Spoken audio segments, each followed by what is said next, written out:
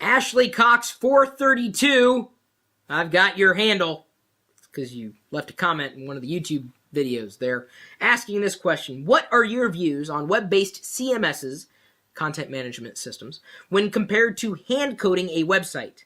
Okay, you got some issues there with grammar, spelling, and punctuation, but let's just push forward with the question. And do you feel that smaller CMSs are as good or better than the more popular products?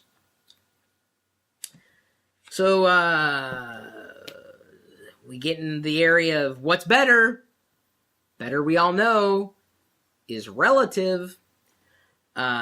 Just because something's popular doesn't mean it's better, and it certainly doesn't mean it's the best.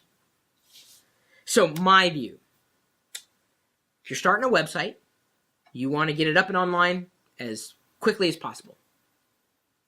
If you're not a developer, my suggestion would be going with an open source CMS.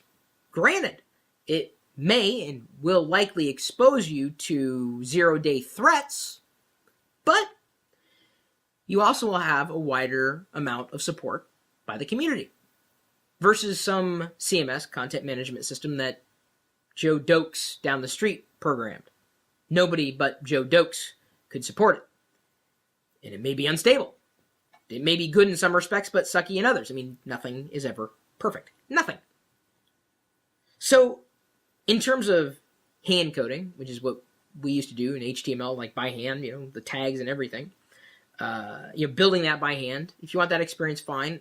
But unless you were really skilled at HTML, and JavaScript, and CSS, and beyond, my recommendation is going with a pre-rolled CMS.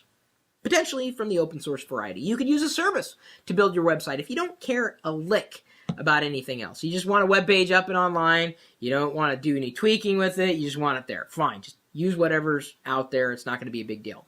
But as you create content and more content, you may want to move that content from one platform to the other. It will be impossible, and if not impossible, then certainly expensive, if you ever had to take that content from a proprietary CMS to, say, something more widely accepted, an open source CMS. Benefits and drawbacks to either one. But my view is that it doesn't matter if it's smaller or bigger.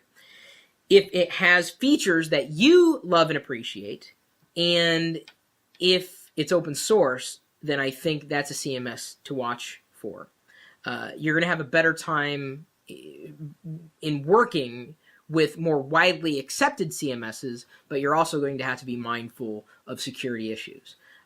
Getting away with doing free hosting, you can do it if you're not planning on doing much with a website, but if you intend on making money, having a business, having a presence online, you're going to have to spend money. That's just what you're going to have to do, but not necessarily on a CMS. Maybe you want to make some modifications to it. Maybe you're having issues. Maybe you want a better host. Maybe you want a better environment. Maybe you want a better theme. Then you can start spending even more money on something. But in terms of a hand-coded website, maybe do it for the practice. If you're really good at it, stick with it. That's your thing, and you know what's going on. But if you don't, I would go with something that is tried and true, or maybe an up-and-comer. Smaller, bigger, it doesn't matter. It's not my site. It's your site. It's up to you, dude. I appreciate that you're asking me the question, but ultimately that's your decision to make. I'm not the one who's going to support your website. I'm not the one building it, okay? You couldn't afford me because I got other things to do, and I just don't want to be in the business of building websites for people. Never has been my thing, and likely never will be. Either way, that's the answer to the question there. I'm thinking about getting into theming websites for people. That's kind of fun. Even though I wouldn't do that, I know a few designers who might be up for the task. Either way, Ashley Cox 432, thank you for commenting in a YouTube video somewhere that we picked up on. We really do. We believe it. I mean, that we pick up questions that you ask. Even on YouTube, believe it or not. Believe. Someone has to believe. I don't know what to believe anymore. But I do believe you can get a hold of me, chris@perlo.com, and you can follow me on Twitter, Facebook, Google+, and whatever.